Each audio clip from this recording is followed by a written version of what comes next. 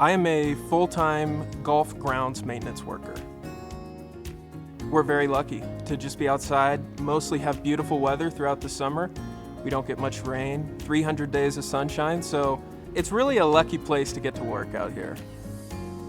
Really, any employee of the Broadmoor buys into the mindset and the mentality of a Broadmoor employee, which is we deliver the same type of standards and service every day. So when you start here and you go to orientation and you learn about those standards, you have to buy in at the beginning. So I think that there are certain types of people who love to deliver great service and deliver a good product. And so my product is the grass. And so anything that we can do from upper management all the way down to a first-year high schooler who's just getting into it on the golf course, we all try to maintain the same standards.